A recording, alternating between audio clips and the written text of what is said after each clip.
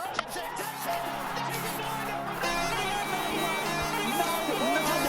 no chance.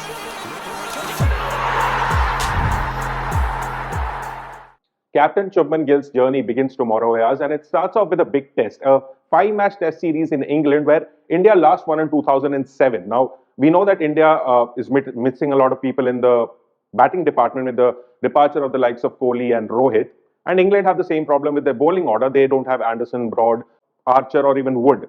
So, and we also know that there's been a lot of less rain this summer, so the pitches may be a little different from previous tours. So, how do these teams stack up with each other? Well, I think actually it's a more equal battle than many people have surmised so far. A lot of people thought or still think that India is on the back foot because Rohit and Virat are not there. Now, obviously, not just them. There's also no Mohammad Shami. There's no Ashwin from sheer experience point of view. And so, therefore, it looks like it's a very new look Indian team under, untested Indian team under a new captain. Those kind of things pose serious challenges, as we know.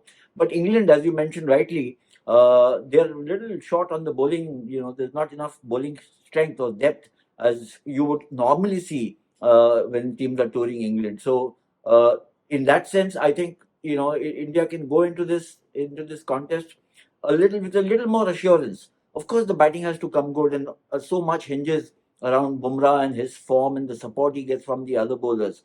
But I think there's a leaf to be taken out of not 2007, not 1986, which is when India had beaten England in England, but the first time, 1971, under Ajit Wadekar. That was also a fairly young team with a new captain.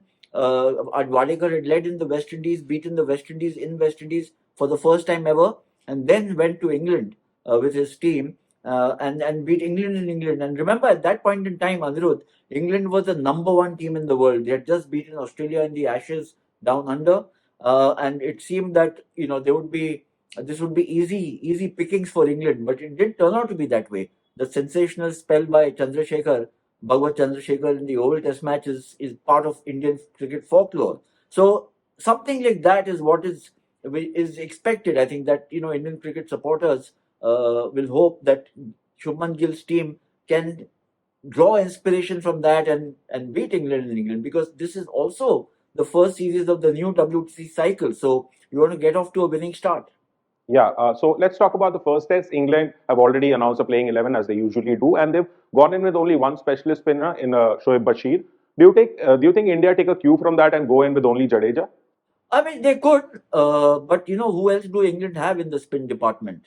Unless they really, if they upset the batting balance, they could perhaps add one more spinner, maybe a Will Jack kind of a thing, but he's a white ball specialist.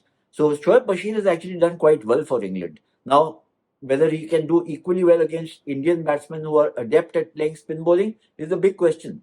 He did reasonably well when he played in India.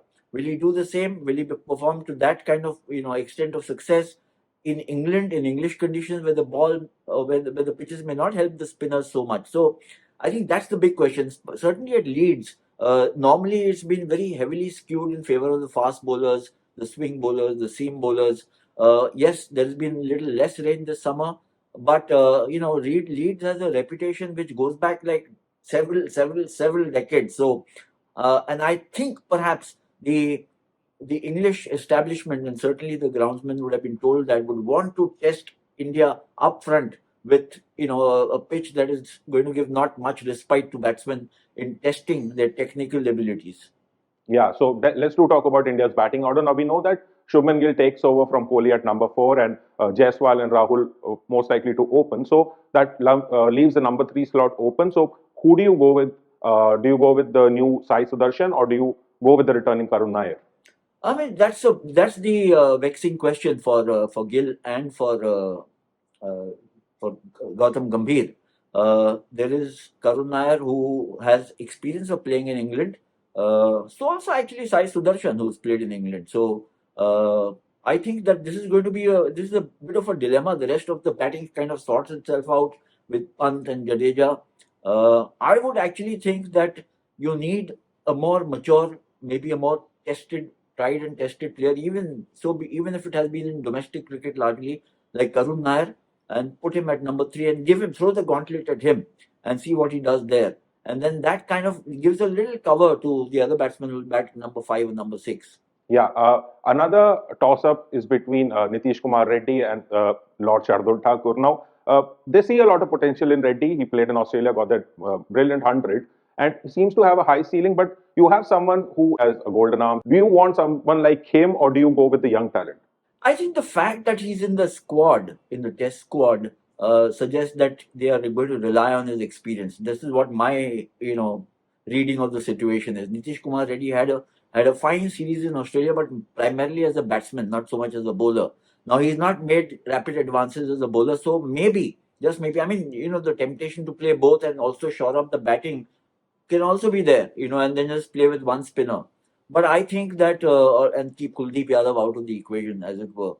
But I think that, all things considered, I think Shardul, between the two, in my opinion, would be the first pick of these, for the first test at least, because you want to get off to a good start in the series. Remember, and I'm saying all this, keeping in mind the fact that Jasprit Bumrah is likely to play 3 matches only. So he's certainly going to play the first, maybe the second, then maybe the workload factor comes in. And then therefore you want your best bowling complement to be along with Bumrah when he is there, and not after too much ground has been lost. I think that's the way I would approach it. Yeah. So, lastly, a long summer of cricket, exciting cricket to look forward to. So, we'll end with your predictions, Ayaz. Well, that's the tough one. I personally think that India are not too badly off. I mean, the fact that we've had a miserable time last year, so at least the second half of the last year, losing to New Zealand at home, losing to Australia badly.